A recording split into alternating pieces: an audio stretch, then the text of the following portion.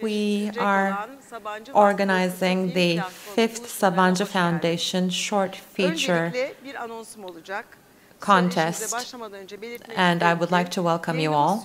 First of all, I'd like to make an announcement. Throughout our broadcast, there will be English interpretation, so those who want to watch the program in English can click on the English link. I want to specify before starting the meeting, simultaneous translation will be performed during our live stream. Our viewers who would prefer watching our meetings in English can click on the English stream link from the description box down below. Evet, hoş geldiniz. Bir yıl daha geçti ve yes, welcome. Another year has gone by, and it was quite a challenging year, but we challenged all these circumstances, and we are again on this stage. And I would like to invite Nevgül, Bilsel, Safkan before words. Hello, it's been a challenging year, but we're here anyway, right, Nevgül? It was quite a busy year. Maybe you'll summarize it. Yes, thank you very much.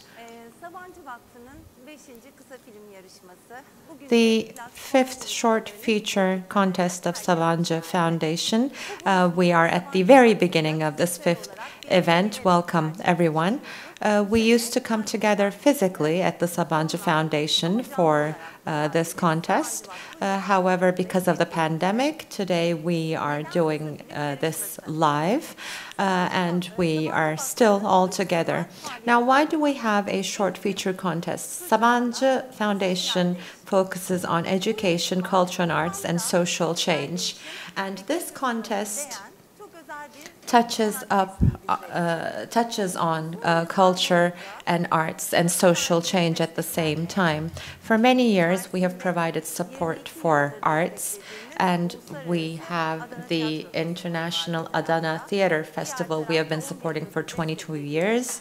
And then we have the Turkish Youth Philharmonic Orchestra we have been supporting for 11 years. And all these arts events have shown us that art has incredible power, especially to bringing social issues to the agenda. It is a great power that facilitates this process. So 5 years ago, we prepared this short feature contest, and we said short features, long impacts.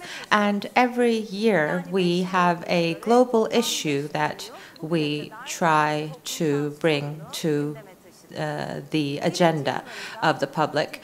In the first year, we focused on refugee women. In the second year, we were focused on child workers. The third year was about discrimination. Last year was about digital loneliness. And this year, it's climate and climate change. At the beginning of every year, we identify our theme. And as we were identifying the theme for this year's contest in January, we didn't have the pandemic yet. And then with March, the pandemic began. We were locked in our houses. Life slowed down. We started to miss nature. We started to miss walking and picnicking. But it also turned into an advantage for nature. It managed to renew itself, to fix itself, and we followed this closely. Now, climate crises and climate change issues are not problems that are far, far away. They're actually very close. So with this contest, we will raise awareness about this issue further. Now, for all of us, for individuals, institutions, and for state actors, there is a lot that can be done. So the 13 finalists, with their features, have focused on the topic of climate crisis, climate change, and they have shot very exciting features.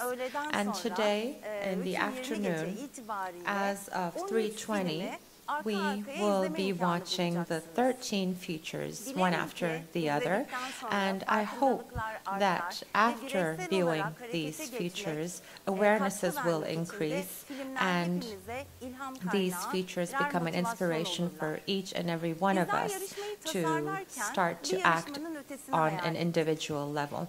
Now, as we were designing this contest, we thought of one step further. We thought about education, having conversations and dialogue around this, and this is again what we did this year. We put a lot of effort into it throughout the past year, and we used various content and images to raise awareness around this issue. Now, of course, I would like to thank Zeynep, Atakan, and our team as well for all. Yarın akşam saat 8'de yine burada görüşmek üzere. Hoşça kalın. Nevgül, Bilsel, Safkan'a çok teşekkür ediyoruz. Hakikaten bir yıl boyunca, belki de bir yıl önce ödül töreninden sonra burada ayrıldık. Ama hep birlikte tekrar bir yıl çeşitli online metotlarla kendimizi burada tekrar bulduk. Belki fiziki olarak görüşemedik ama projeyi yapabilmek için gece gündüz çalıştık. Şimdi bizim artık geleneksel bir yapımız olan buluşmalarda sohbetlerimiz olacak. Dolayısıyla ben yavaş yavaş konuklarıma bağlanıyor olacağım ve konuklarımla söyleşi yapacağım. İlk konuğumu birazdan alıyor olacağız. Ercan Kesal. Ercan Kesal çok yönlü bir sanatçı ama bu yıl bütün konuklarımızla yapmaya çalıştığımız şey aslında farklı disiplinlerin sinemayı ne kadar beslediği. Evet, küresel ısınma ya da iklim kriziyle birlikte başlamış olan bu konuşmamız aslında bugün sinema ile devam edecek. Çünkü 13 finaliste sinemacıları sinemayla bunu ifade ettiler. Şimdi sanıyorum Ercan'a bağlandık. Evet, Ercan merhabalar. Merhaba Zeynep. Kolay gelsin ve hayırlı olsun. Ay, çok teşekkürler. Vallahi, başarılar dilerim. Çok sağ ol. Öncelikle çok teşekkür ediyorum. Seni burada tabii ki Center'da ağırlamayı çok istiyorduk ama maalesef bu o gerçekleşemedi. Ama böyle de olsa teknolojinin bazen çok işimize yarayan tarafları da oluyor. Senle hiç böyle buluşmamıştık. Çok çeşitli yerlerde olduk. Hayatımızda çok yollarımızın kesiştiği yerler oldu ama bugün genel olarak biraz hem senden hem de filmden konuşmak istiyoruz.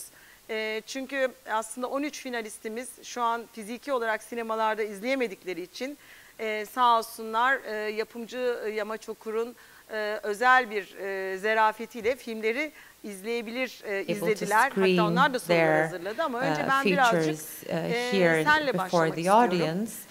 But with the support of Yamaç Okur, they all managed to see each other's features. Now, I would like to start with you. You are a friend of ours who comes from versatile domains.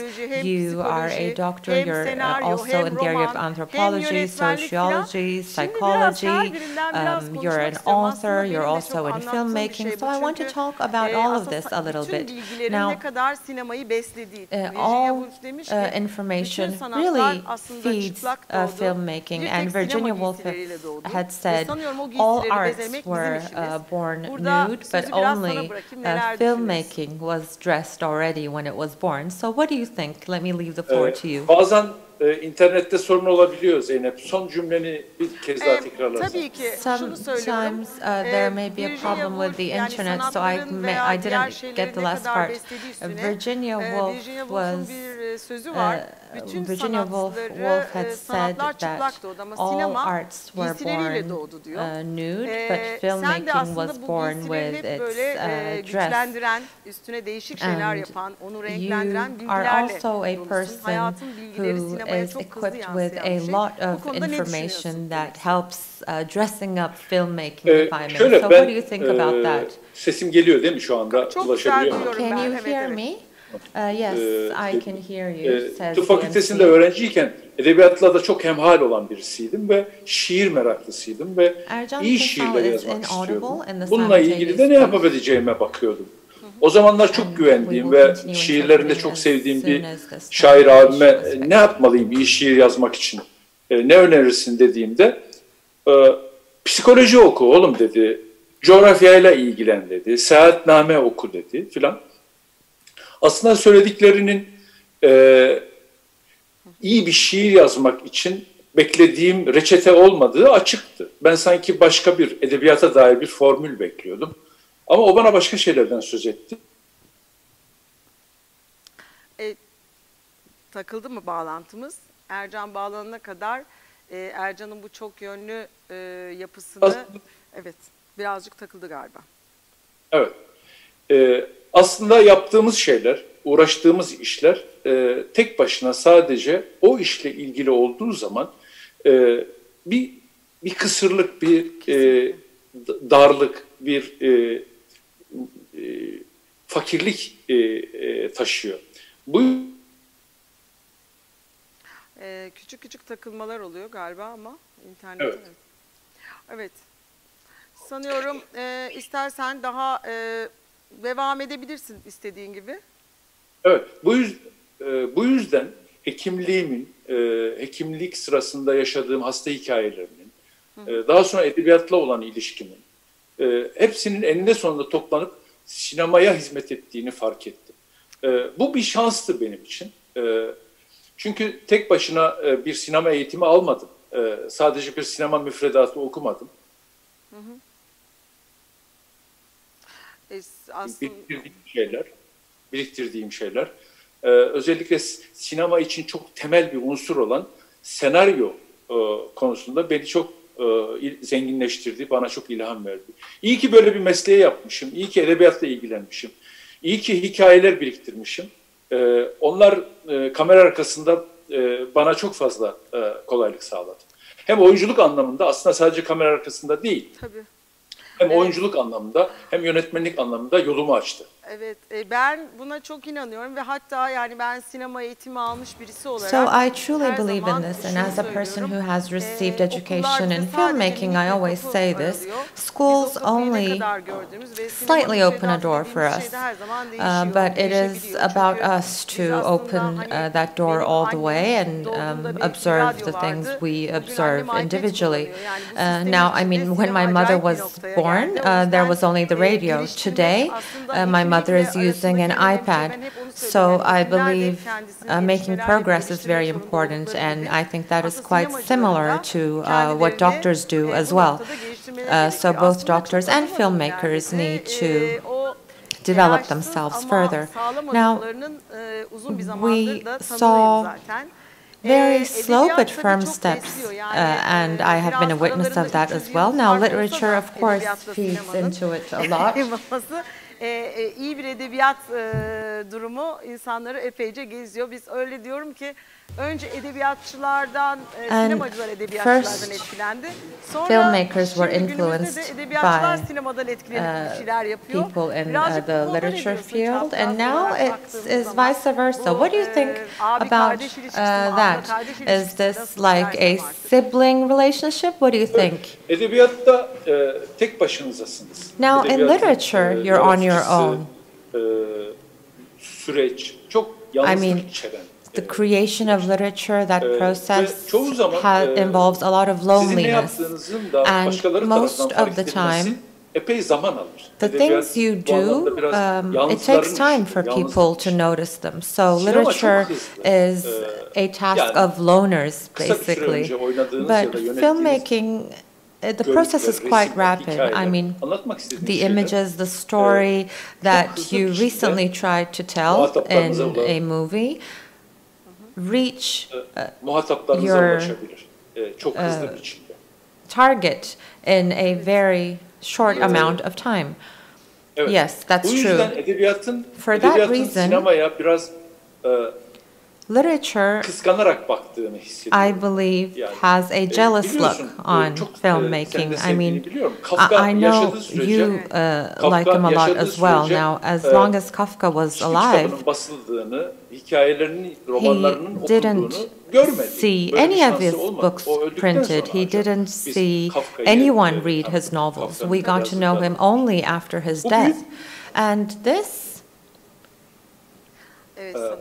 tarafıyla büyük bir şanssızlık ve is bahtsızlık. Ama sinema öyle very değil. unfortunate. But Ben in hiç filmmaking, unutmuyorum. that's not the Çok, case. And ortak I bir hikayemiz olduğu için remember this bahsedeceğim. was a common story that we Bir had. zamanlar Anadolu'da filminin süreci tamamlanıp festivaller dolaşılırken After Bir Zamanlar Anadolu'da was completed and we were going to festivals, we were in Thailand with Nuri Bilge. Bangkok Film Festivali'ne gitmiştik. We went to the Bangkok indikten Film bir süre Festival sonra and birisi geldi ve shortly after we elimizi landed sıktı. at the Yani hiç airport, tanımadığımız someone bir came insan. and shook our hand. Someone we Ve ben had sanki never dünyanın öbür ucuna seen gittim before. ve benim varlığımdan haberdar And birileri I var went burada. to the duygusunu. other O kadar side of the trajik world bir and içinde there yaşadım was ki çok someone who şaşırmıştım. knew about my Bu existence enteresan and that bir şey. was very Edebiyatın striking. kuşkusuz Now this is kalıcı, very interesting.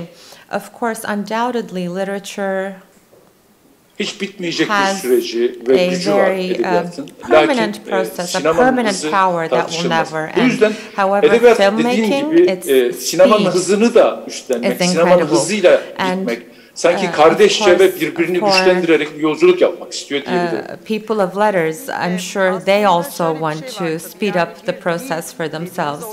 Now, in filmmaking, there is a common language, and that language reaches everyone across the world. Like I was watching a Norwegian movie, and there were no subtitles the other day, but I understood the entire movie. So I guess that's what is a common language, and that's what makes it differentiate compared to literature. There is no language barrier. Okay, so I want to ask you this in terms of your acting career. Now, I remember very well about your role in The Three Monkeys. And then with quite a slow pace, you became a star. How did that happen? I mean, you didn't quit being a doctor. You continue to write novels. And I don't know how you find time for all of this. But how did your acting career progress, and how did it support your directing career? Now, acting started with Three Monkeys for me. Hiçbir şey yapmazsam çok daha iyi olacağını fark ettim. Yani very quickly I realized that I would be much better if I didn't try to do anything. I mean, I felt that if I was trying to put on a role, I was going to become humiliated.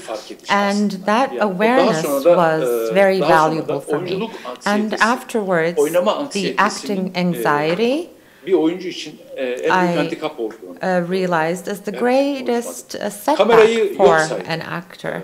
I always took the camera for granted, and instead of putting on a role, I tried to internalize that character. And these were things I discovered on my own, basically. Now, the actor is an instrument for the director, and I was lucky. I worked with good screenplays and good directors, and I had the chance to select which projects I want to work with. I mean, maybe because I wasn't a professional actor and it wasn't where I was earning my income, I had a chance to select the things I wanted to be in. And as you know, you have a chance to repeat your scenes many times. I mean, in contrast to the Yeşilçam Turkish classical filmmaking times, we are able to ve sadece take kendi oyunculuğuma dediğim gibi bağlamıyorum. Kendi farkındalığıma bağlamıyorum. İyi senaryolarda, iyi öykülerde ve iyi yönetmenlerde, oyuncusunu iyi yöneten yönetmenlerle birlikte çalışma şansım oldu. Good directors that really know how to direct their actors. Tarkovski'nin hep o cümlesinden söz ederim. İyi oyuncu senaryoda yazılmayan rol. I always believe o zaman niye elimize bu teksti veriyorsunuz kardeşim diye sorabilir profesyoneller. A good O actor tekst is size an aslında actor sınırlarınızı that çizen bir acts çeşit the kılavuz. things that are Sadece not in the diyor ki screenplay buralarda as well. oynayabilirsin kardeşim. And Bak sana böyle bir now, çerçeve then why is çiziyorum that diyor text aslında. given to you, you may ask? Bu yüzden But it's ben basically a önümdeki, framework for elimdeki me. A metne bir screenplay çeşit is a bir sınır kılavuzu framework. gibi düşünüyorum. İçinde So istediğim gibi I look at a gezebileceğime, screenplay as istediğim yollara guide sapabileceğime. about my borders, Yönetmen and seviyorsa within bunlardan those hangisini borders I istiyorsa can take on kullanabileceğine dair any bir route, and farkındalığım var. the director Şanslıyım can then gerçekten select de. Üç what maymunla he başlamak, wants to use. senin yapımcılığında başlamak, So Nuri Bilge'yle I'm başlamak very önemli bir lucky şey. starting with Three Monkeys, Oyuncu starting adayı. Hayatında hiç with kamera you as a görmemiş, set producer, görmemiş. and with Nuri Bir de Bilge as a dediğin gibi director. It's a mutfağını da bildim. great opportunity Senaryo yazım for süreçlerinde someone yer who aldım. has never been on set before. Yönetmen arkadaşlarıma And I also set went süresince into kendi the bildiklerimi kitchen. söylemekten I çekinmedim. managed to take a look at the screenwriting process, and Bu da bana kamera arkasında throughout the güçlü bir eğitim shooting, sağladı. I never held myself back from voicing my thoughts, and all of this created great accumulation for me. Yes, that is very important, and you synthesized all of this behind the scenes. And when I watched the movie, it was with your kind invitation. I watched it at the garden of Sabancı University, and I noticed that I really missed watching a movie in a social environment. I mean, although we have digital means for this now, I had really missed watching a movie outside of my house with other people. And this summer when I was watching this, I saw some familiar stories in it. And basically what I want to say is, throughout the production process of that movie, now I always tell my young colleagues that they shouldn't rush. I say don't rush, focus on your strengths and further develop your opportunity areas or your weaknesses. And when we look at filmmaking, it is an ageless type of art, and we don't have a limitation in terms of age at our contest here as well, but we just say we want candidates that have not shot their feature films yet. And I really felt that you had brought the pieces of a puzzle together in your process. I mean, the editing, all the image selections, they were done very sensitively. Can you talk to us about that a little bit, please? Allah'tan film için uzun hazırlanmış. Well, I really prepared for a very long time. I'm not just talking about the preparations before set, but we reviewed the screenplay like 2-3 times, and there were a lot of radical changes. First, I had a treatment, and after a while, I wanted that to become a novella, and now I'm used to writing Nasipse bu yüzden önce bir roman olarak yayınlandı, iletişim yayınlandı. Sonra o tretmanı olup da romanlaştırdığım kendi romanından yeniden bir senaryo çıkarttım. Üstelik klasik de bir senaryo bildiğimiz tarzda. Fakat son anda yani sete çıkmaya yakın zamanlardı galiba 3-4 ay önce. Onun tek gecelik bir hikayeye dönüşürse daha kolay çalışacağını düşündüm ve hızlıca bir günlük bir a one-night story, it would work better. So quite rapidly, I changed it and turned it into a story that lasted for one night. Meselenin bütün detaylarına, ayrıntılarına, eskilerin tabiriyle künhüne erdim. Yani sırrına bak erdim. O diyaloglar daha canlandı. Ve kafamda filmi aslında sete çıkmadan önce de çekmiştim diyebilirim. Onun öncesinde de oyuncu seçim süreci, mekanlar ve çok fazla önemli bir unsur da görüntü And yönetmeni. another Hangi very kameramanla important çalışacaksınız? Görüntü issue diliniz is, ne olacak? of course, the Kamera director of photography. nasıl kullanacaksınız? I mean, how are you going to Bu use yüzden the camera? What kind of images elbette bazı will you sinemalardan ve capture? bazı That is all filmlerden very ilham important. alıyorsunuz bununla. And of course, Etkilendiğiniz you are ve o inspired dilin by sanki sizin various filminize daha movies. uyacağını You know, düşündüğünüz there are unsurlar various da oluyor. movies that Barbu Balasıoğlu influence bu you, yüzden and you believe that Roman language görüntü will better yönetmeni. work with Sağ your olsun, movie. çok doğru bir seçim. And I worked with İyi a oyuncularla great çalıştım DOP derken from yine Romania. kameranın önünde It ben was varım. a very Belki de right selection. bir de And tabii ki eşim Azra Kesal, inanç konuktu, Selin Yenici. I was both behind and before the camera, together with my spouse and all of our other actors as well. Now, I believe that is very important because you know your own material very well. And experience is quite important. And when I watched your movie, I noticed that everything had fit together millimetrically, and I shared that opinion with you. And what I want to ask you is, these are actually questions coming from our finalists. One of our directors asked this question, and we will be showing the short features today after 3:20. And one of our finalists asked about the editing process. I mean, did you work with the editor beforehand, or did the DOP and the editor work together? Together with the DOP and with my assistant directors, Arda and Beste, we visited each and every venue. It took us about 4 to 5 weeks.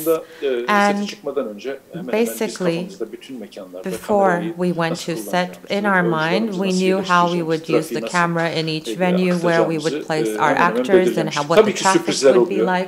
Now, of course, there are surprises, some unexpected developments.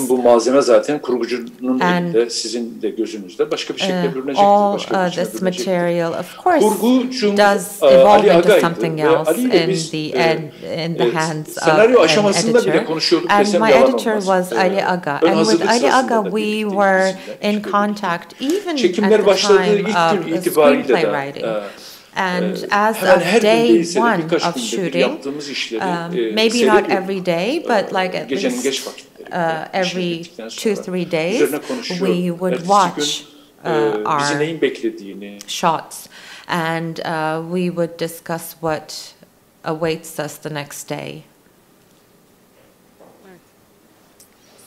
Yes, I guess we have a connection issue. I can't hear Ercan. Can you hear me now? Yes, you were frozen. I couldn't hear your last sentence.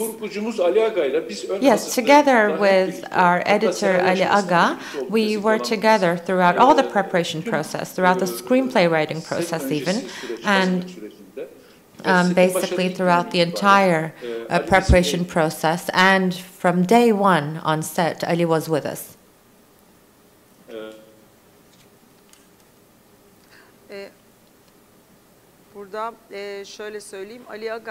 So let me say this until Ercan returns. Oh, okay, I think he's back. Yeah, so Ali Aga was with us throughout the entire set, and this is very valuable because I mean, we completed the set in 5 weeks, and Ali was probably with us on every day. And then we had a 5-6 week editing process. Now, editing, of course, is important because after a while that material gives you different inspirations and it can open doors to a new movie. And at least as much as you, the team should be a part of the story as well, and they need to be in charge of all the details. Yes, definitely. And I always say this now when my young colleagues go into editing, I mean, they assume that shooting the movie is the production, but it's actually that is the part that, you know, you work a lot and you have a lot of execution. films, but then the creative process begins with editing. And let's send out our warm regards to Ali Aga. Maybe we will host him someday as well. But I believe he is a friend of ours who provides really creative solutions in the Turkish filmmaking industry. I believe he has received various awards as well. Now we have a question from another of our finalists. Now, as you were adapting your novel to the screen, how loyal were you to the novel? Now, I always say these are different formats. Novel is a different format. A movie is a different format. So this process, your novella and then adapting it to the screen, how did that process work? Because, I mean, those stages, I believe, should be emphasized.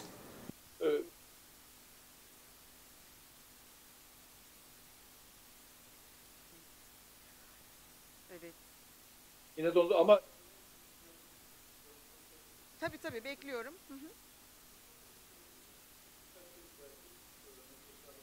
Ay olsun, burada kayıtlı dursun.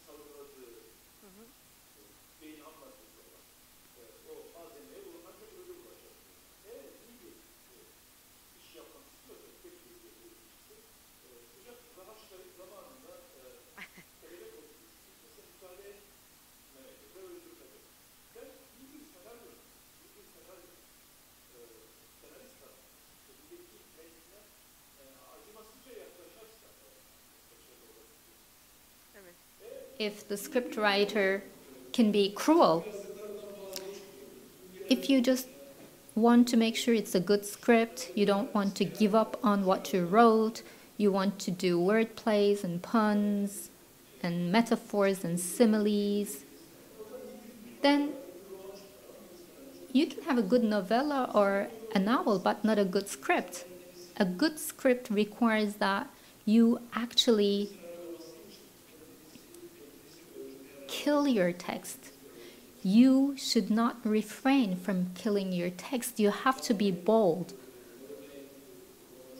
Sometimes some people like a novella very much, and then when they see the film, they say, "Why did you cut that scene? I had laughed a lot there," etc.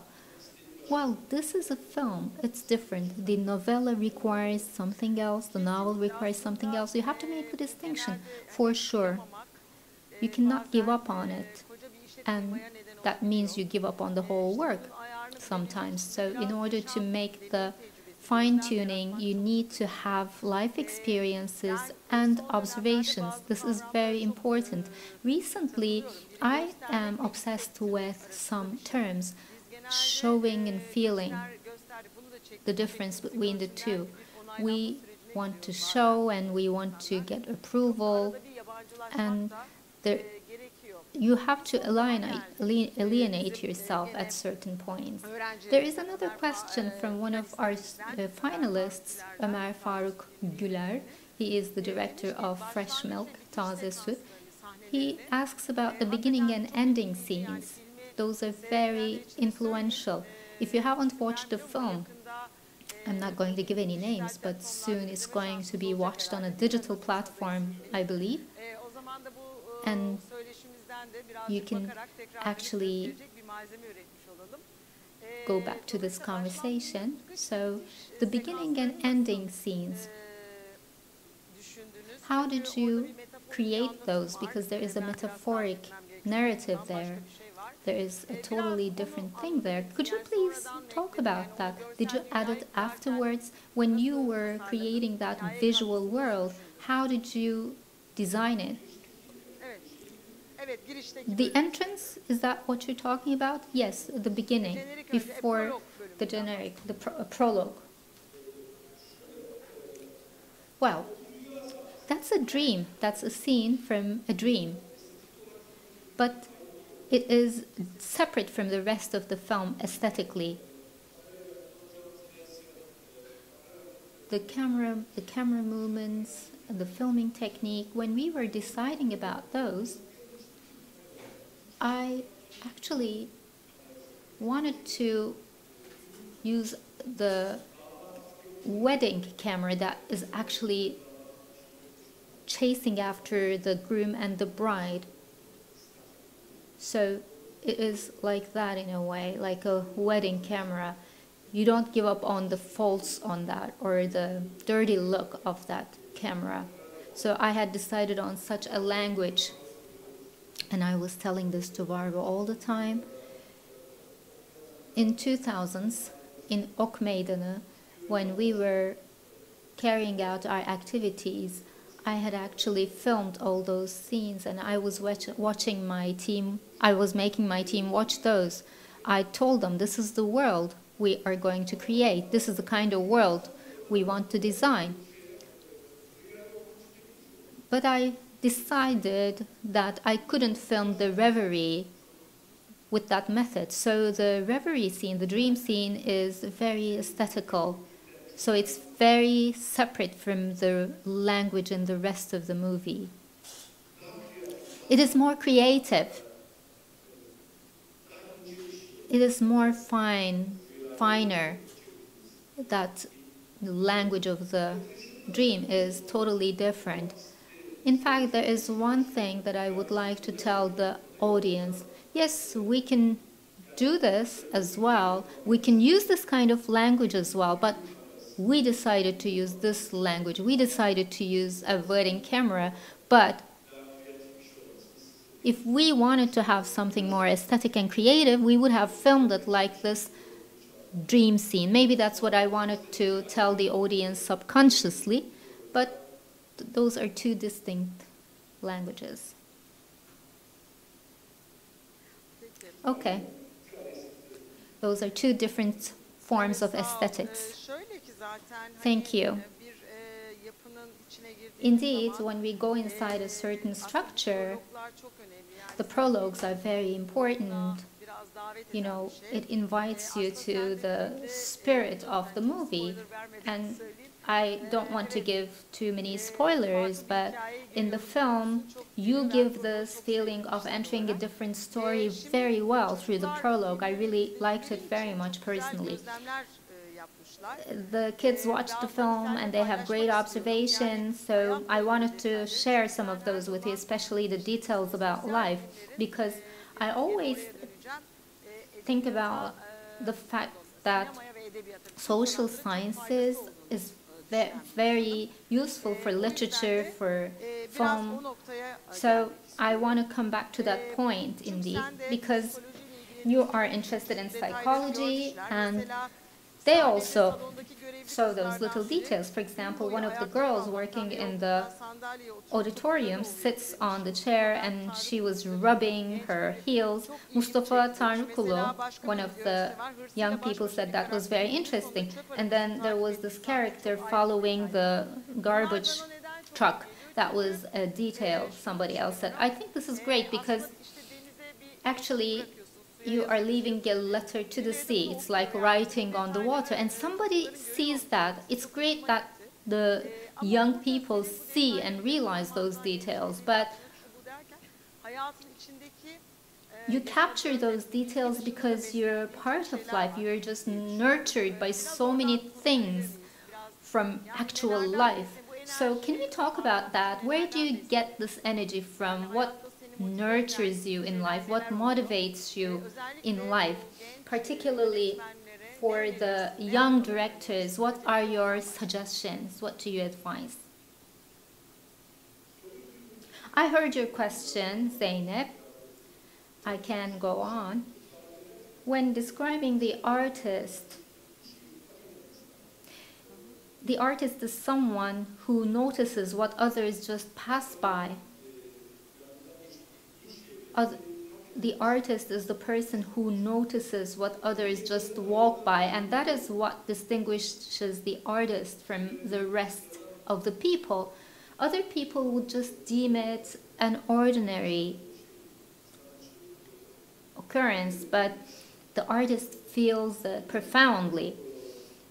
So what strengthens this reflex, what enhances this depth, is in fact the artist's courage to look into his own story.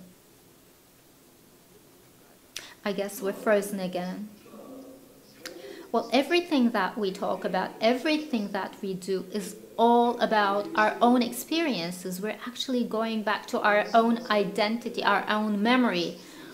The material that we use is what we accumulate inside us. So the artist is someone who has this very courageous introspection, because what's inside there is darkness most of the time. And the artist is someone who can courageously gaze into the darkness inside.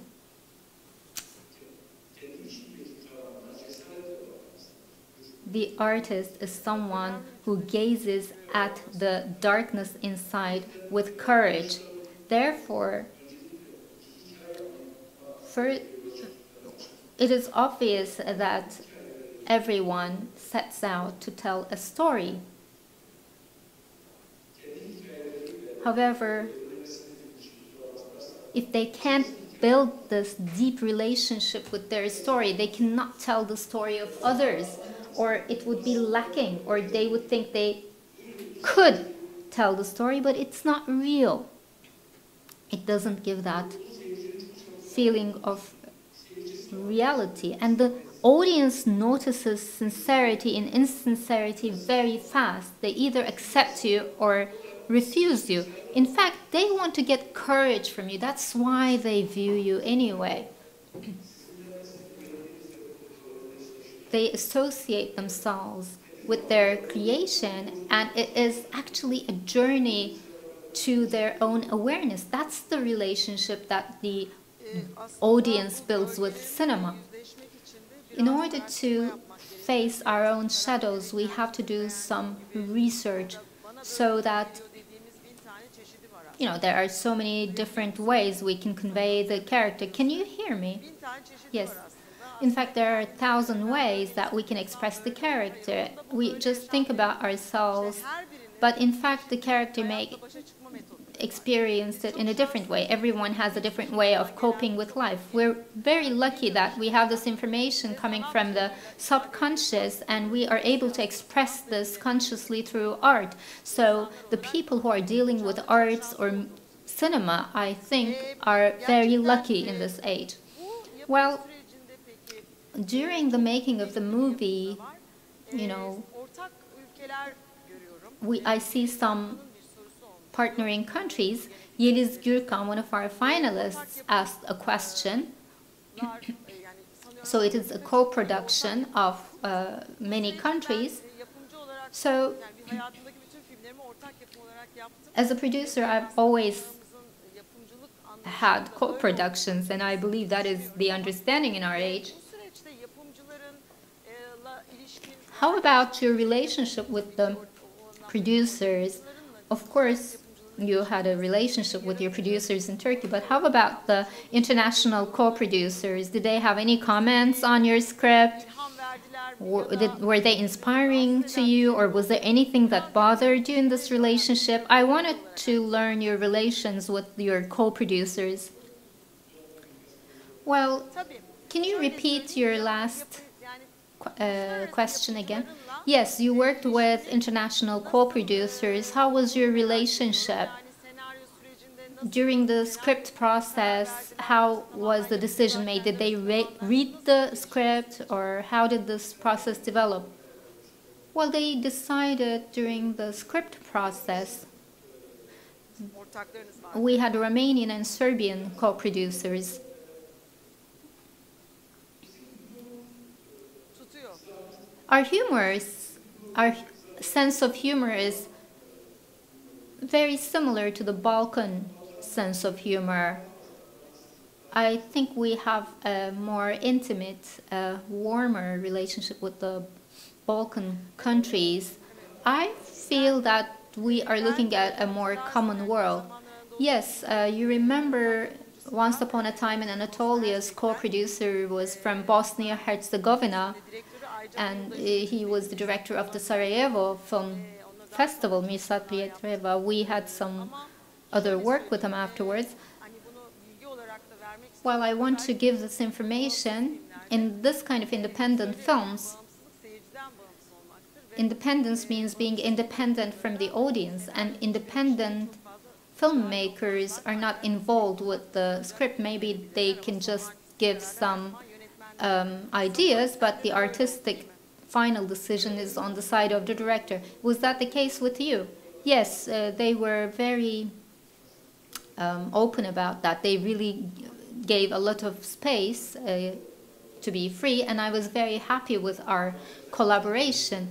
I've been to Belgrade and Bucharest several times, and the post-production,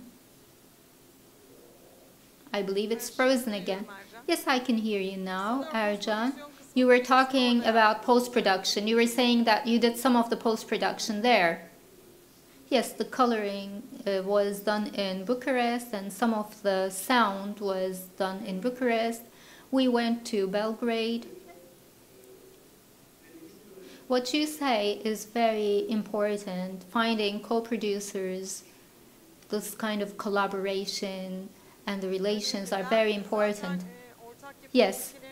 In fact, when I look at the co-production countries, just like you said before, when they see the script, they really like it, and the world suffers creativity in general, and in such a period, Turkey has this very strong position.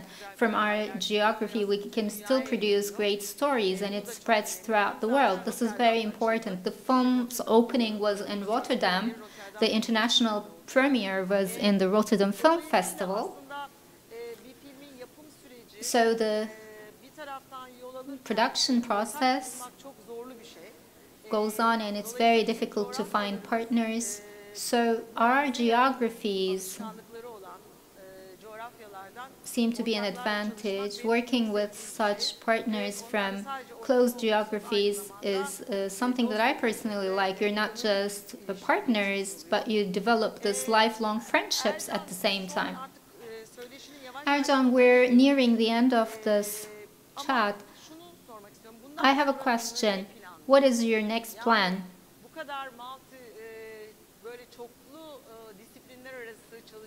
You are a multidisciplinary person, so what are your plans? Your books, your films, your scenarios, your acting? What are the plans there? Well, I just put acting aside because that's very exhausting. It's exhausting. You're right.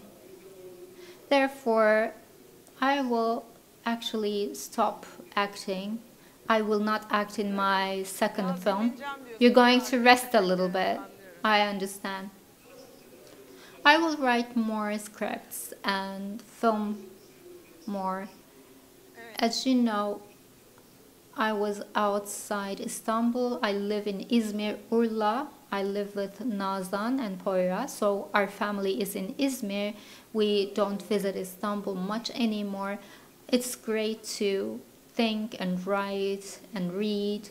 And in 2021, I'm hoping to work on the second film. I believe the journey of this film continues because unfortunately it corresponded to this period of time. This is part of cinema, whether you like it or not. Something happens, all of a sudden things change, but films are there, they're in the archive, they're accessible at all times. So it's different from performance arts in that regard. I deem it very important. In the 5th year, the theme of this competition was changing climate, changing lives. The climate change issue is very important. Tamara Kotevsky, the co-director of Honeyland, will have a master class in the afternoon moderated by Alin Taşçıyan. We talked a lot about that, and in fact our goal was to discuss those things. You chose a life outside the metropolitan city, so perhaps you can also observe the change of climate. When you are with nature, what kind of questions and answers do you observe? I'm very much inspired by nature, and I sometimes feel embarrassed in front of nature. That's my feeling. I would like to get your opinions on that. Habitat is very important. The geography that you're in is very important because the habitat changes us, transforms us, it affects us. And we can also change and transform it, so it's a bilateral, bidirectional relationship. And most of the time, human beings are disrespectful to nature, but nature does what it does at the end. I live between the sea and forest. I have been in Urla for the last 2 years. I listen to the sound of the wind, the sound of rain, the color of rain, the closeness of the sky, the tranquility. I rediscovered those here after a very long time. I remember that I have to respect that. So I can't suggest this kind of habitat for everyone. The city will continue to live. The city has its own dynamics, its own inspiration, its own speed.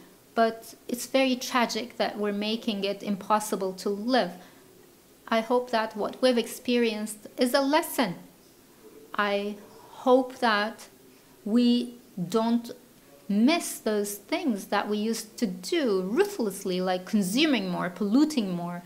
Perhaps we have learned to be more respectful. Yes, I think the pandemic was an opportunity to stop and notice that. I can have a self-criticism. I had not noticed the spring trees before in front of my house. We were going at full speed, and now we hit a wall, so we have to have healthy solutions for the future generations as well. Thank you, Ercan. That was great. We had some technical glitches, but it flowed anyway. We had the opportunity to understand each other. You gave great information. We had this live broadcast from Sabancı. Thank you very much for your participation. Thank you. Good luck. And greetings to everyone. Thank you.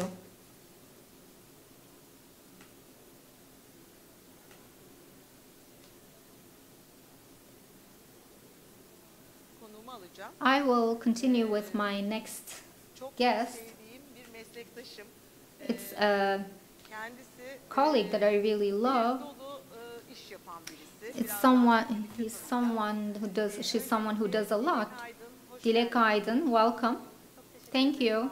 Thank you for your invitation. Thank you for coming, because we always talk business, but this year you did so many great things as a producer in all festivals. Congratulations. We're going to be connecting to our directors soon. In fact, you listened to our conversation with Ercan Kesal. You're also someone who is very much nurtured by multidisciplinary efforts. And I think this is very important in today's filmmaking. Can you talk about yourself a little bit around that? Sure. I think the way you do, I think that it's a great advantage to be open to different disciplines. I come back from a literature background. I try to understand what I read. I wrote a lot. I try to analyze films. I also used to write stories in the past, and I was very much interested in arts, visual arts, moving arts. So I really liked the old Turkish movies. Sometimes I reimagine them. I try to recreate them. I worked on that as well. So we come from this kind of tradition. There is a way of narrating a story in film. You have to know this form very well, and then you have to redo it, in my opinion. So I'm very much involved with text, with literature, with films. So I think that brings along interesting opportunities. I think the way you do, I'm grateful for this background. That's very helpful. In fact, I invited you here not just because of your films, but there is something that I've tried to describe for many years, the description of the producer. The film producer is not an investor, is not a funder. In fact, the funders or investors should work with a producer. Indeed, this perception is changing in Turkey. I see this with new generation producers. But this is live broadcast, so I think it would be great to inform the viewers. Art education is very important in the beginning. I think it's very valuable. How did you come to the point of being a producer? You write stories, you make films, you experienced all of those. But how did you decide to become a producer of these films? Yes, this is a very good question. In fact, it's a very good summary of this whole process. I could have become a director, of course. I wanted to be an artist, actually, when I was very young. Then I went to Germany. I went to school in Germany, then I came back to Turkey, and I saw that there were very talented people who were having a difficulty expressing their issue in the films. You know, we're not investors. We have to make use of different funds, and it's a very competitive area. So you have to explain very well why your film is special. So I believe that the talented filmmakers are having a difficulty there, and they cannot really realize their potential. That's why I got into this field. So you have a film, let me explain that, let me build a strategy, let me make a plan and follow up on that, because this is very difficult for a director. And I think this is where producers are needed the most. The director writes and imagines, and then he cannot implement it and finance it, and, you know, or look for financing and look for promotional strategies. It is not possible. That's why producers become very powerful in this area, in this industry, and that's why I went into this area. I wanted to help the filmmakers around that, creating in their files, telling people, etc. And you were very talented with that. I believe that in 2017 and 18, I was the director of Antalya Film Forum, and I saw you on stage with every announced award. That means you are very well prepared for a project. In Turkey, when your script is over, the film is ready. That is the general perception, but that is wrong. I want to talk a little bit about that because, yes, the script is the end point, but in the first place, you have to look at talent and the past work, or if there's no past work, what is the vision? Those are the things to look at. So what were your criteria there? So let me put it this way. For me, the vision of the director that I'll be working with is very important, rather than the screenplay. I mean, Serdar had came to me with just an idea. I mean, he came and said, I want to do something about İlhan Mimaroğlu's life. And he said, I want it to be unconventional.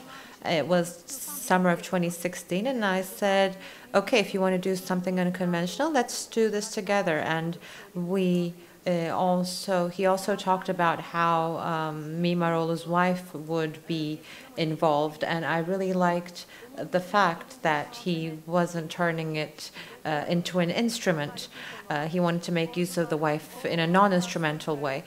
And we also have a very interesting memory. Yes, I think we created a synergy at that festival. I mean, when we said, come on, apply, let's try. Yes, it was quite a challenging project on paper. It wasn't a project that would be easily accepted, but we managed to explain our cause there, and we also emphasized that it would stand out in style, and I guess you didn't regret it. No, not at all. And through the link you gave us, our finalists managed to watch the movie as well. And I thought it was very influential. I think it's important to develop a new language in documentary filmmaking.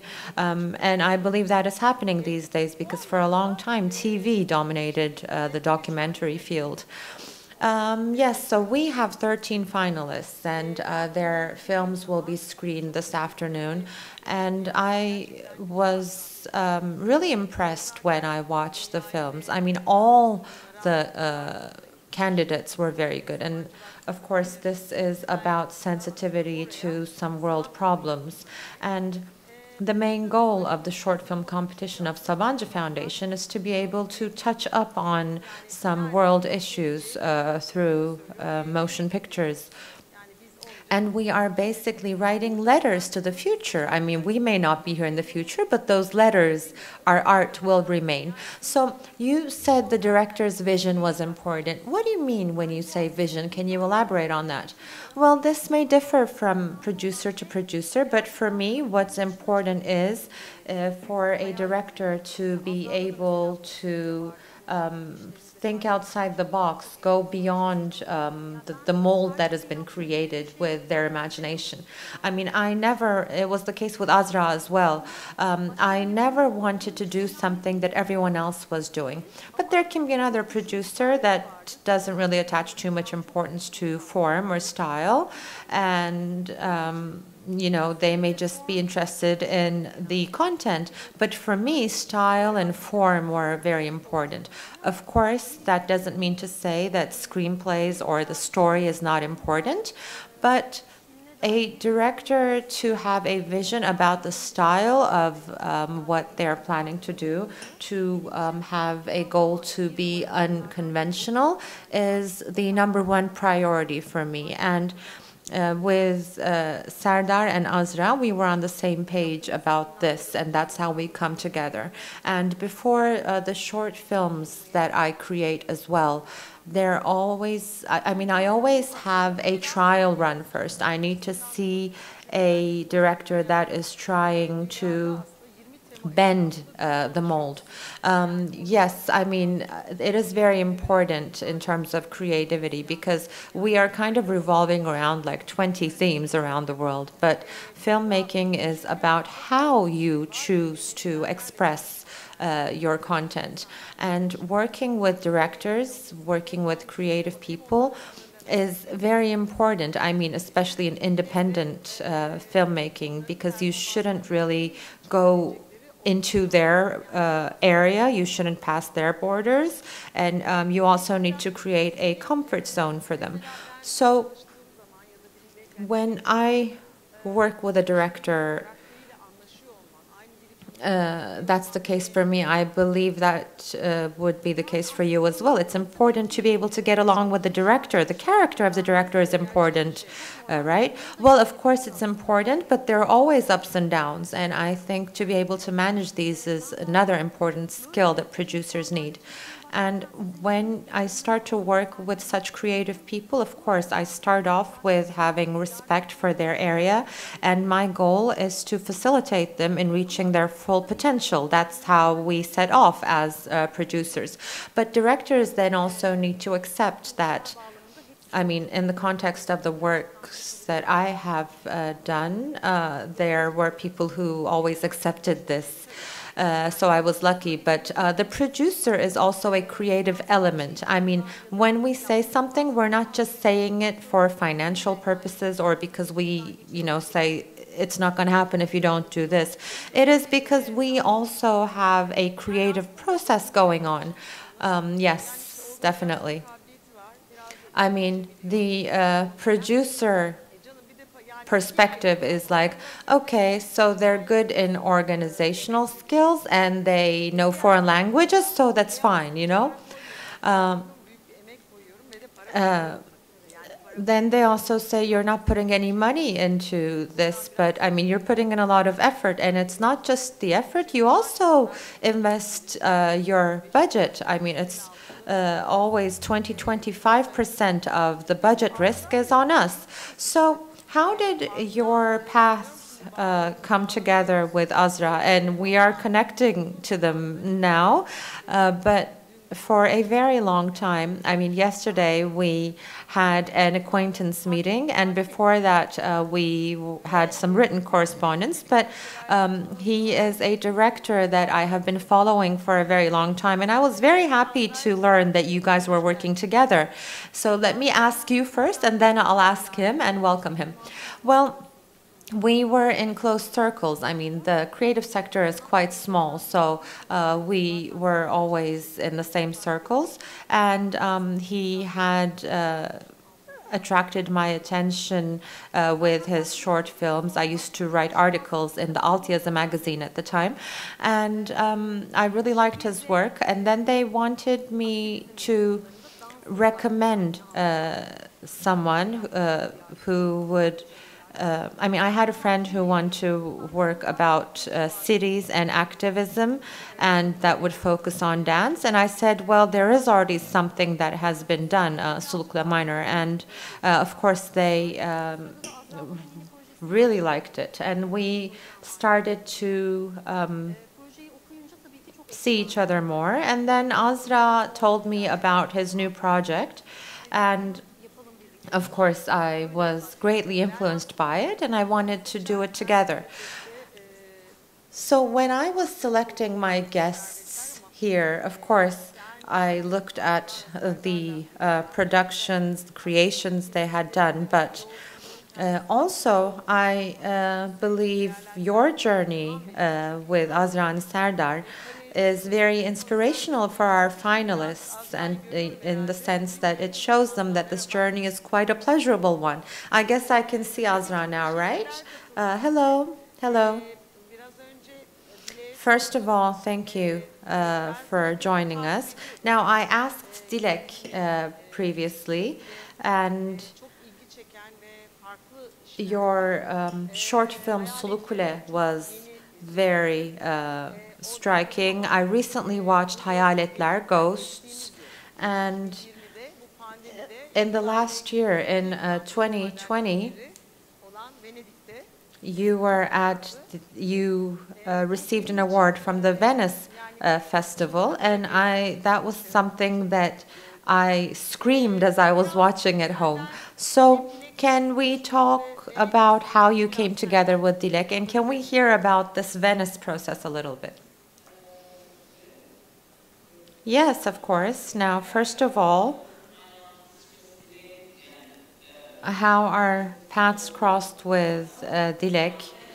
Well, I mean, all of a sudden, we both ran into what we wanted to do in life, because for a very long time I was looking for a producer, and I had a couple of unsuccessful tries, and as I was thinking about why I failed, and as I was saying I'm never going to be able to shoot this film, maybe I should just move to Australia and start planting tomato seeds, I all of a sudden ran into Dilek, and you know, some roads are very, very challenging, but it was a very educative process for me. I think this is a great journey in this sense. And as soon as we ran into each other with Dilek, with her incredible talent and the effort I had put in,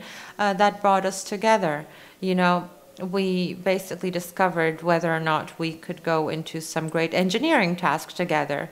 And with this great effort, we managed to go all the way to Venice. And when we got there, we really couldn't comprehend how all of it happened. It happened very quickly because we started talking about this in January 2019. And then in November 2019, we were shooting already, and that is a very short span of time, really. And then after many sleepless nights, we were applying, or I mean, we didn't apply, actually. In April, the Venice Film Festival asked for the film, and I was shocked. I was like, what?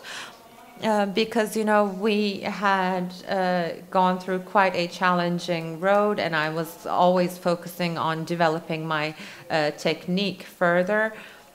So after going through all that beating, basically, it was quite a shock. And it is a great act of balance, really, what we did with Dilek, and we completed the process. Yes, actually what you said is very important, because the producer and the director are kind of partners in this. They embark on a journey together, so they're fellow travelers, really. And when it is the correct match, the path opens before you, because you feel safer, because you have a producer. And what I really believe is important in your case, I mean, there's Antalya afterwards, and I know that you really worked in great detail on your film. I noticed a lot of details, which I would love to discuss with you some other day. But what I want to ask you now is, how beneficial were the experiences you gained as you were making a short film? Now, we have 13 finalists, as you know, and we will be screening their shorts after 3:20 today. And many of them just recently set off on their journeys. So there may be a lot of things that you need to sometimes, you know, pause and reflect upon, and also about going to festivals. You have a lot of festival experience as well. So could you tell us a bit about all of this? Well, my very first short film, I shot it when I was very young. I was 17, and then I decided afterwards that, I mean, the viewers decided that it was not a short. For me, it was an experimental film, and it was a short for me. And of course, when I went to school, I went to a state school, and they didn't have equipment, cameras and things. So that's why I would go and take photographs, and then I started doing video arts. And it was basically a point where I was insatiable, that I started to develop myself. So when there are no rules around you, trying things in an area where there are no rules, being courageous, it requires a lot of discipline. So all those things we did in the labs, you know, when this element comes together with that element, this happens. I thought about all that, and then you start working on how you can render a feeling that you have inside of you. And I believe shorts are not something that everyone can do. You know, you can have a 50-year-old director with many features who has never shot a short film before, and if you ask them to shoot one now, they may not be able to do that, because, I mean, one is like a novel, one is storytelling, and storytelling is not something that can be done by everyone. So you need to build your own lab without anyone's help. That's one thing for sure. And Yes, I guess we have a connection issue, but I believe Azra expressed herself very well. And Şunu söyleyeyim, Azra let me say this now. Azra Deniz Okyay is the director of the film Ghosts. And last year, she was granted an award at the Venice Film Festival. And besides that, what's important for me is that she is a director that has studied cinema. And usually when you have directors that have studied cinema in school, they can go through very challenging routes. And she has gone through that as well. And then she had her master's, and she worked in advertisements as well. And she learns post-production in the field. And that is very important for a director, because it is important that a director knows what the field looks like, what the work in the field looks like. So that's why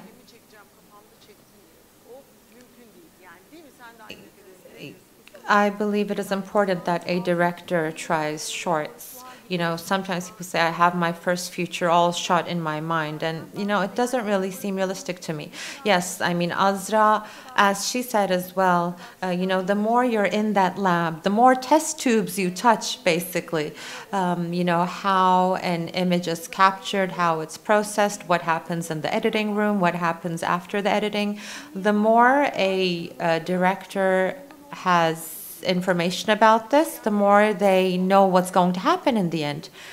And I also believe that it is important to be open to criticism. And at the Sabancı Foundation short film platform, we have a 3-day camp for the finalists. And we have feedback meetings. We call them compass meetings or compasses.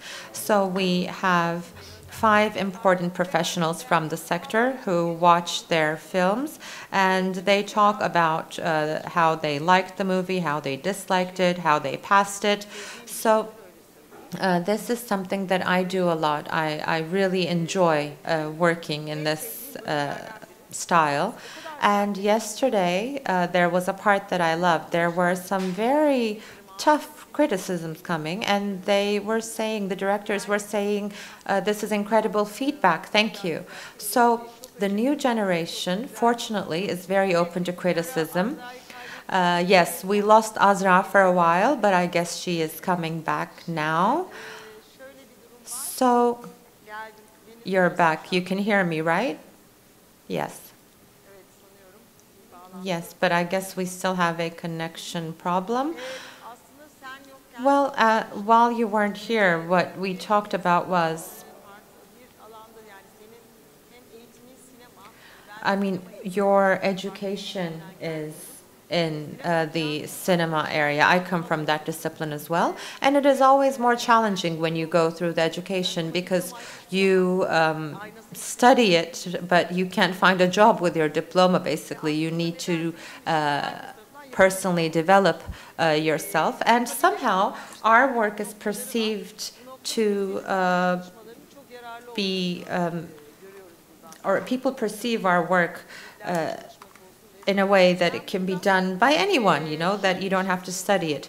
So what I want to ask is, when you shoot your film, when you produce your film, and then when you're moving on to your next feature, what is the reflection like for you? Like, what are the conclusions you draw out? Well, when we talk about developing ourselves personally, I was also very interested in photography when I was very young, and I was almost about to become a DOP, and I applied to a grade school twice, and I was rejected, and then I decided not to pursue it. But if I knew photography very well. I thought I could be much better in the future in terms of presenting or portraying what I want to express. I'm not disconnected, right? No, no, we can hear you. Okay, just so I don't turn into a ghost. Because I'm getting disconnected, I feel. Okay, so yes, I mean, I think it's quite important to learn the technique. And Dilek is very talented. She can also do editing, she can write stories, and this creates great advantages. Once you explain what you want to do, she gets a full grasp of it, and she then looks into how you can move along that road, and she puts it in front of you, basically, so that's great. What you said was very important. It is very important that the producer and director have a common language, because there's something that I always say. I say this to my students. I tell everyone. The producer doesn't need to be doing everything, but they need to understand everything. When they read a screenplay, they need to understand it. They need to understand the requests of a director, because you are working with a creative person, and that is very important. And there are a couple of questions that we received as we were talking to Dilek and you. There are a lot of questions about the style. How did you decide on the style? Because there are a lot of very interesting and nice elements in the style. Well, first of all, in terms of style, I didn't actually make a decision saying I am going to do this. I was looking at the essence. I was looking at the emotion, the story. You really need to look at the core of the emotion you want to render. And inside that emotion lies how you want to portray certain things, like a power outage, for example. You know, it can turn into a very metaphysical, very aesthetic depiction, and if it doesn't fit, it will fall like a playing card. So basically, as an artist, you need to focus on the story. Everything needs to fit with the story. And then when we come to the direction part, you're kind of looking at the architecture. So it's engineering first, looking at the core of the story, and then comes the architecture, the wall painting, for example, and that's the direction part. And since I went through a lot of lab work in, camera and in post-production, you start to attach the cameras according to what you want to deliver. So it's not just about an actual camera, a camera that is moving, but for me to be able to express the feelings about the streets that I was going through, I worked with the cameraman about how we should position to cameras, how much of it should be moving cameras, how much should be stable. So in terms of style, I think it is also important that you feel like you are an orchestra conductor. So once you discover where you can pick up the audience and where you can take them to, then your style starts to appear. But style is not something like, that comes into fashion. And you gave all the metaphors that I always give. I always give examples of muscles, because for the development of people, muscle development is very important, right? So I say, just the way you develop your muscles, you need to develop your experience and know-how. So there is an issue. This year's theme for our short film competition was the changing climates hearts and changing lives. And you have a great film about Sulukule.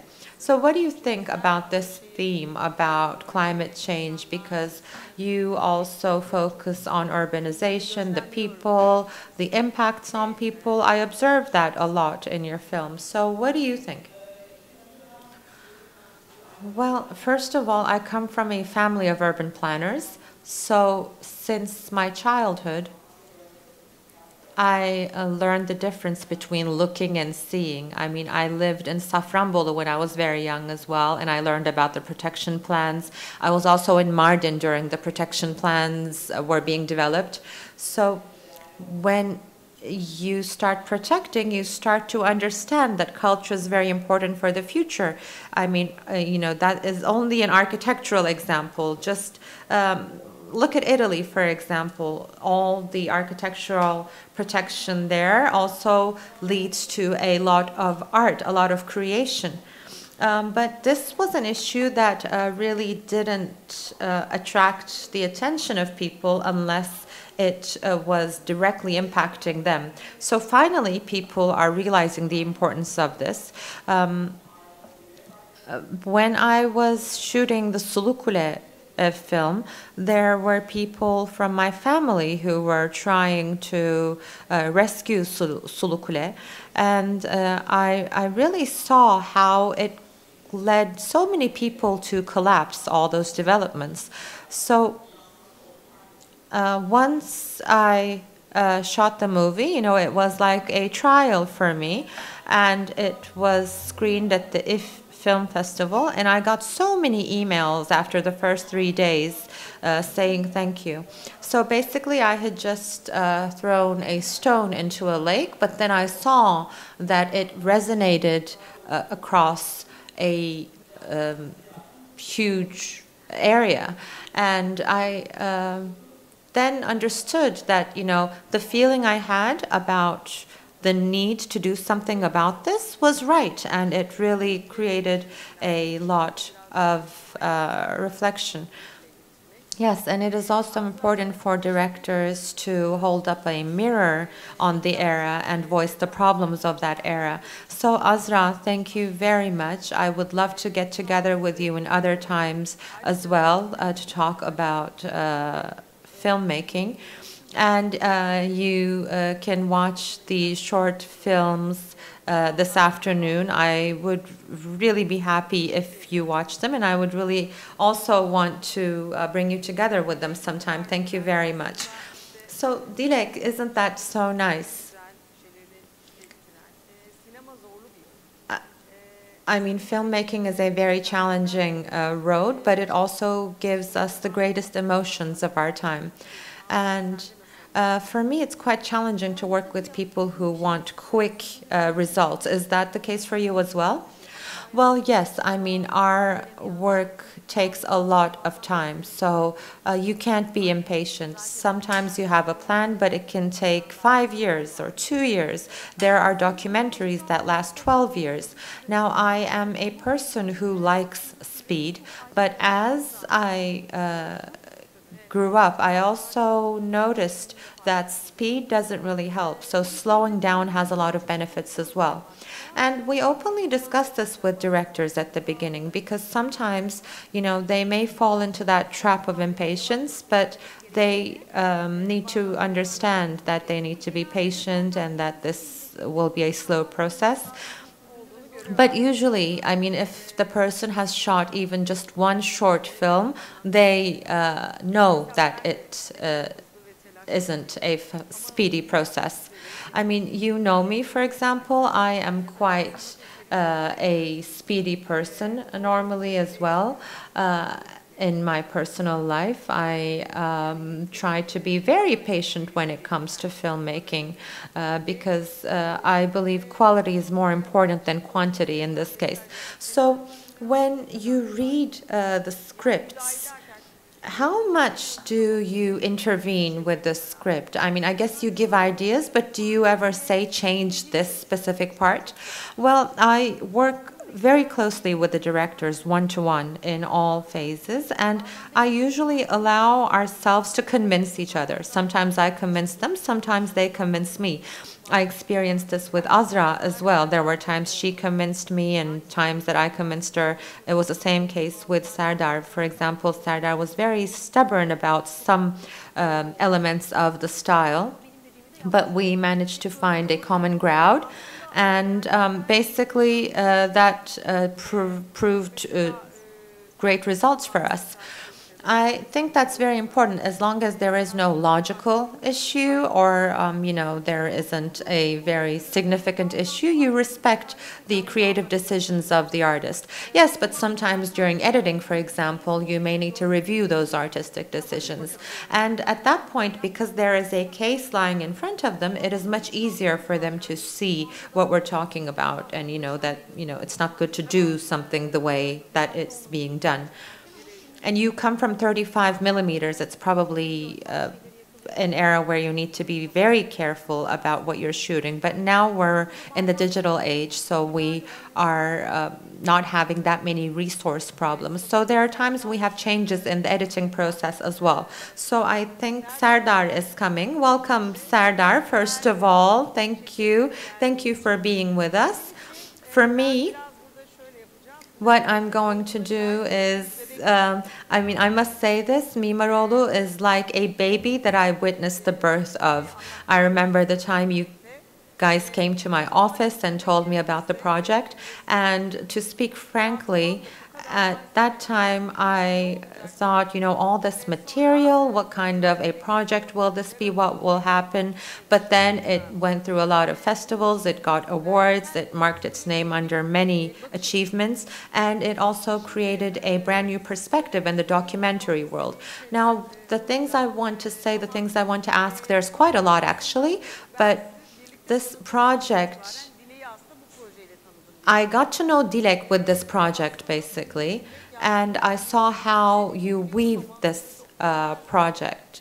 And how did this idea come into being? That is very important because İlhan Mimaroğlu is a very important figure, and making a documentary on this, how did you come up with the idea of making a documentary?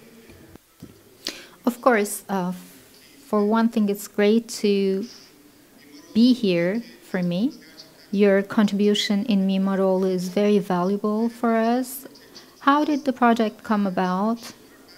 Well, in fact, I am coming from cinema writing. I've done that for a very long time.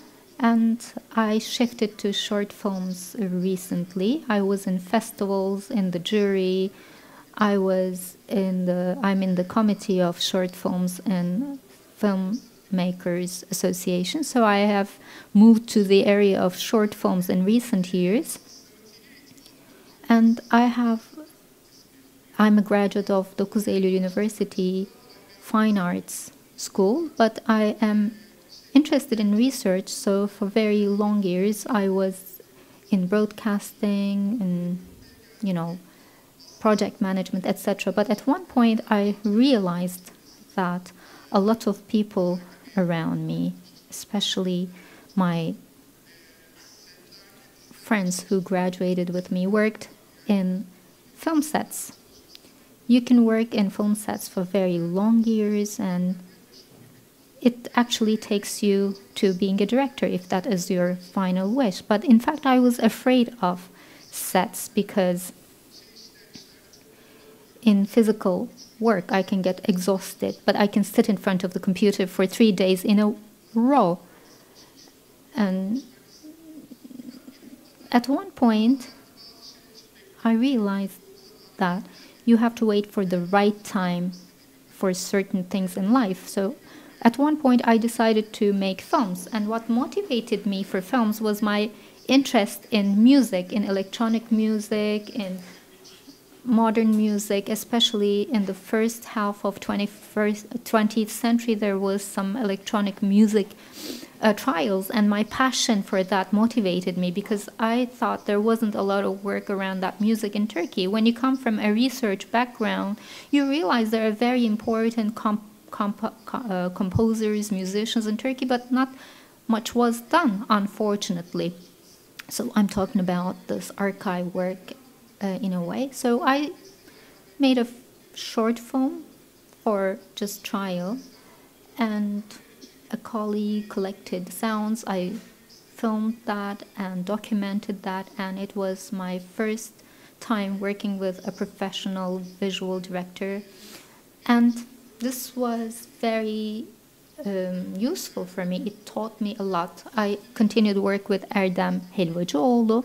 We thought we enjoyed that process a lot, so we decided to continue. İlhan Mimaroğlu died, and nothing was done about him, neither in Turkey or in the US. So I thought about making a film about him, and they arranged a conversation with his spouse, and we had this 1 hour phone call, and it was very influential. In fact, when I phoned her, I was going to talk about my admiration for İlhan Mimaroğlu and ask for making a documentary like that. And then she really motivated me because she's a very strong woman. Knowing this woman was a very important experience in this documentary. She said, if you think this is important, if you will make a short film, I'll give you all kinds of support. İlhan died, and I want to support your project when I can. So we didn't want to lose more time. Yes, it was a difficult project. It was difficult, but we decided to do it. And then in my private life, there were certain difficulties. 2016 was a tough year. Then I talked about this project to Levent Çetin in 2017. He's a director. And I said to him, I want to do something different. When you come from film writing and make a movie, it is great because some other colleagues have this kind of thinking. It can be dangerous. It can be very original in the end. It can be very nonsense in the end. But at the end of the day, it's good because you're going to do something different at the end of the day. So, I mean, I had watched a lot of films, and you just tend to think, well, everything that had to be done is done. So I had this motivation of making something original, and Levent Çetin introduced me to Dilek Aydın. He said, you are very close to each other in thinking, and she can understand what you're trying to do. I think women producers in Turkey is great. They have this very broad vision. They follow cinema very closely, and I think they have great contribution to cinema. So I met Aydın, and the project started right away. That's great. Yes. Dilek does not only do this, but she's very good at it too. Mimaroğlu and Ghosts are two great works, and she is the producer of both, and it's very multidisciplinary. Well, there's an interesting thing. Generally in Turkish movie, using music is quite problematic. And in fact, we made a documentary about a music man, and Erdem Helvacıoğlu, let's send our greetings to him. He has a great contribution to this. Of course, music requires the decision of the director. So building that balance is about having a friend who internalizes the project, right, Serdar? Yes, sure. That's my understanding of cinema. It's an auditory visual arts, and the auditory aspect as important as the visual aspect. And I see a lot of films are now caring about that. For example, I think of Roma. The visual world there is very strong, and the auditory aspect is very strong too. So it's very important. The music aspect was very important, and with Erdem Helvacıoğlu, our friendship started in 2013, so we knew each other very well. Our music tastes is quite similar. I listen to what he does. We have some music projects together, so there is this comfort that gives to us. We understand each other. But Erdem Helvacıoğlu is not just a music director. I also had this chance. We had Ertem İpeker. She is very much interested in music, and she was in editing. So we had first finished the sound aspect of Mimaroğlu documentary. So we had done the musical setup, and then we added up the visuals on top of that. So we used the music of İlhan Bey, and there was this sound design. The music and sound are very much intertwined. You have to listen to it. We used music and sound together, and the support of Erdem Helvacıoğlu is great, and Mr. Peker is also very important. He comes from a directing background, so we thought very hard about it. I believe that today it's easier to build a visual world. With mobile phones even, you can get great scenes. So the auditory aspect is very important today. You have to think of that aspect. So as much as the visual aspect, the auditory aspect is something that we thought hard about, and I was very lucky because I work with people who know sound art, contemporary music. Working with such team is great. It's all about vision, understanding each other, and knowing what has been done, and also being courageous enough to do things that have never been done before. Absolutely. We made all finalists watch these films, and I actually asked those questions during the conversation. There is a very important point. You also said that you came across this idea in 2015. We're now in 2021, but it started to travel the different festivals in 2020, so I am a witness to how these 3-4 years went. People get demoralized very quickly in the slightest thing. So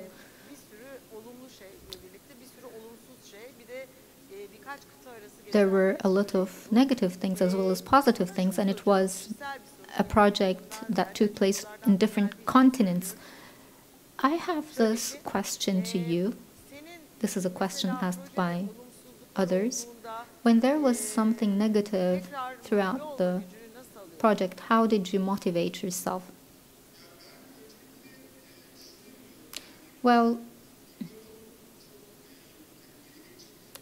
Mimaroğlu is an innovative film.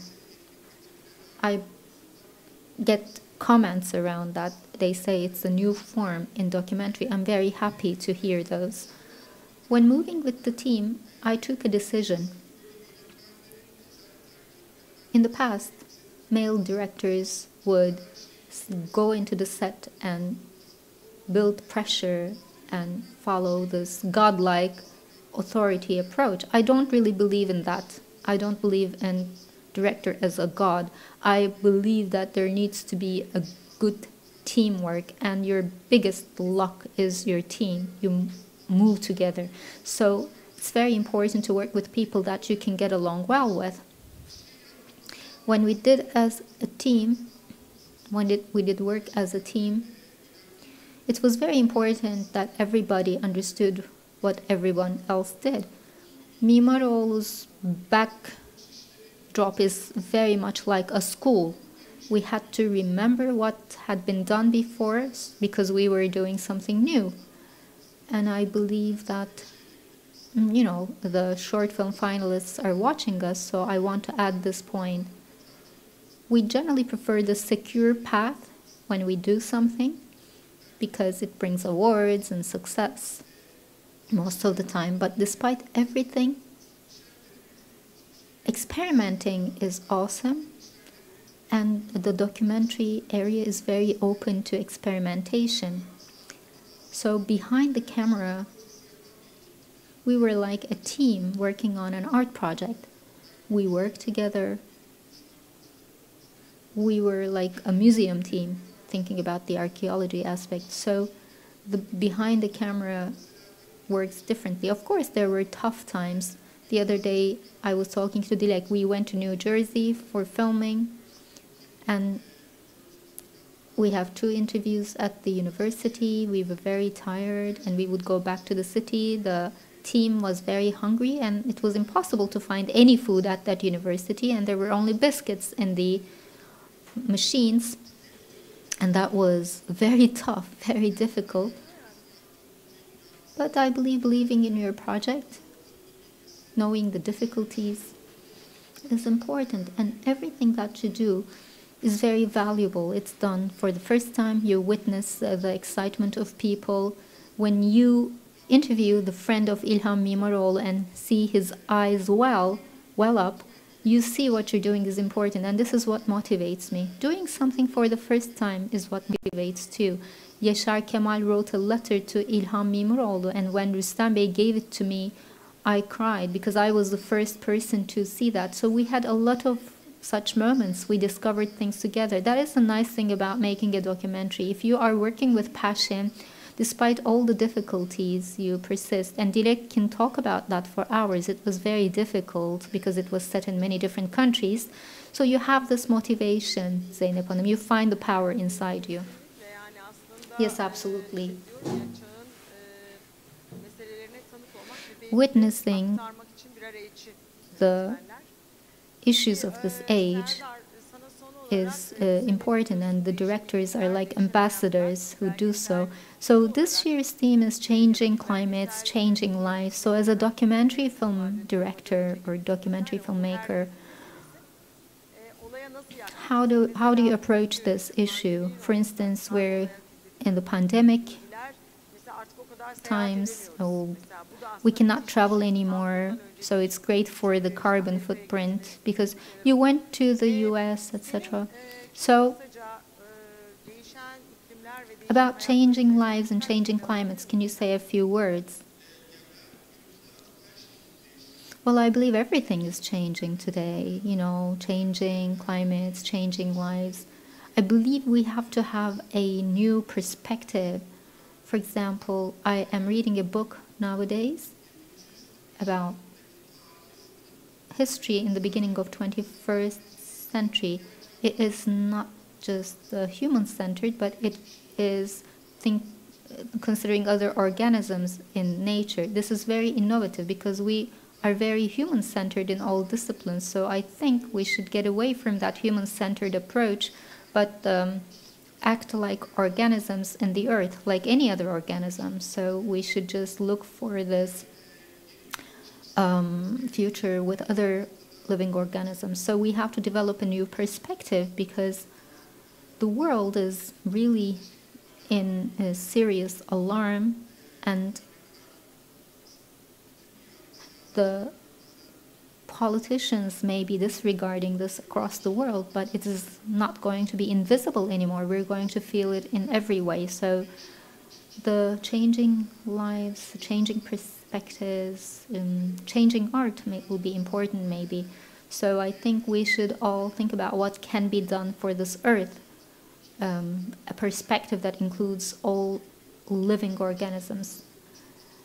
You said this in your talk. You have to put another discipline next to film.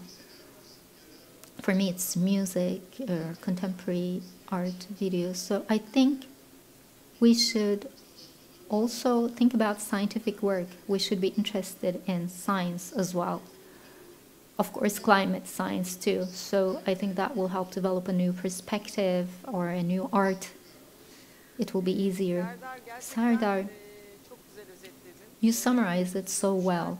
Ve özellikle bu anlamda çok ilham verici cümleler. You had very inspiring sentences.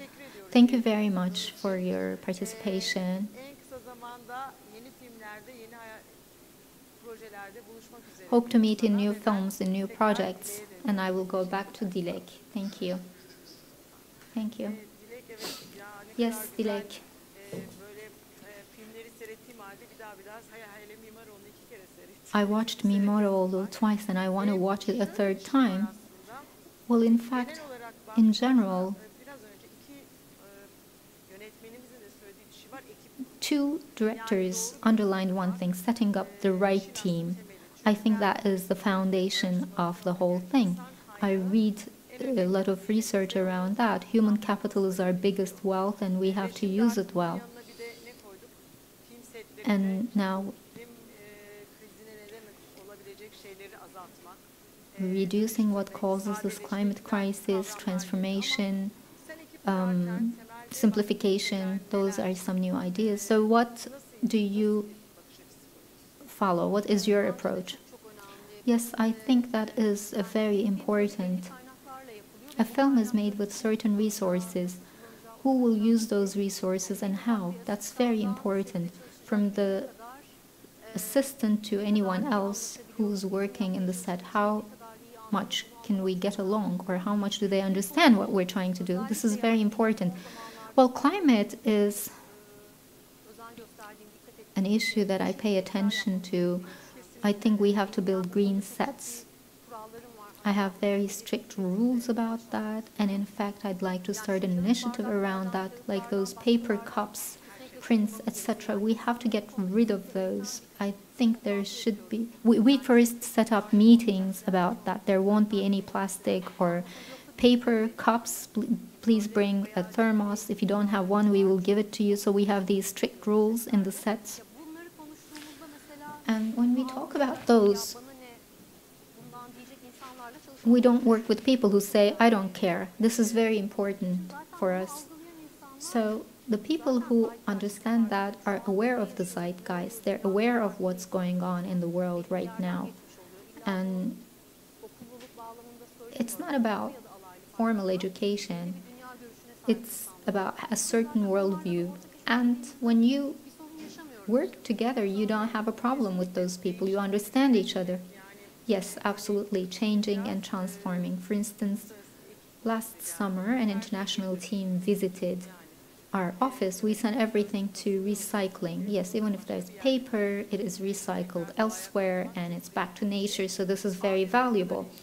And this team said, oh, this is so interesting. Yes, this is something that we care about. And developing that awareness and having those green sets is a must. In fact, this awareness brings about a philosophy. It is working with people that you can get along with.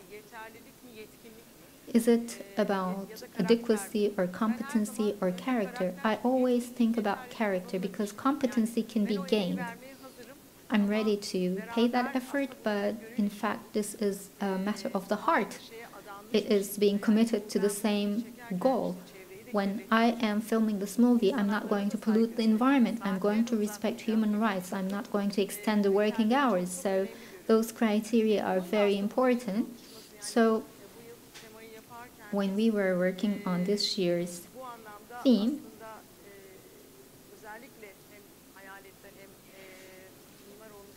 when choosing Ghosts and Mimaroğlu,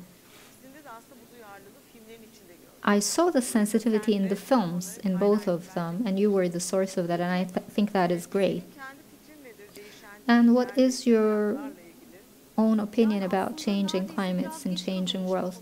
Well, I believe that it is something that we're late, as the world is late to that. We just somehow try to avoid that, and it could be an imminent problem in front of us. So I think it's very important that you take such initiative. Who would film the climate crisis? So I believe that the whole thing is about sustainability in every kind of work, not just in the movies. Whatever we're doing, we should be able to use our resources well. We should make sure that it is sustainable, and that is how things will change. Well, what can I do? What contribution can I have? We shouldn't think that way. We should start from small steps. And in fact, the films use big resources. That this industry uses huge resources. So we should be sensitive, and we should be the ones taking action. I totally believe that, because it is still one of the youngest forms of art. A lot has been added on top of that, but it is still 126 years old, so it is still the youngest form of art. And since it is much more accessible, or the accessibility or the impact is stronger, it's very important. It's not, it's about respect for animals, the whole nature. So we have to be very careful, because in fact, we get the biggest answers from nature.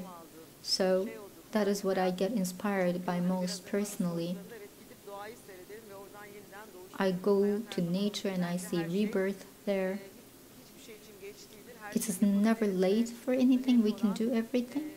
What matters is, I watched 282 movies this year for this competition, and 13 of them are in the finals. They were very valuable because they all touched upon this issue. So we're in contact with all of them. So thank you all very much, Dilek, for coming. And it's great to host you here with the social distance. I hope that we can get together in days where there's more physical movement, that we can go back to watching films together. Thank you. Well, in this live broadcast from Sabancı Center, we started with Ercan Kesal, then dear Dilek Aydın, and Serdar Kökçeoğlu. Azra Deniz Okyay also participated. We shared experiences. We talked about climate change. Our theme, changing lives, changing climate. We discussed that from the artist's perspective.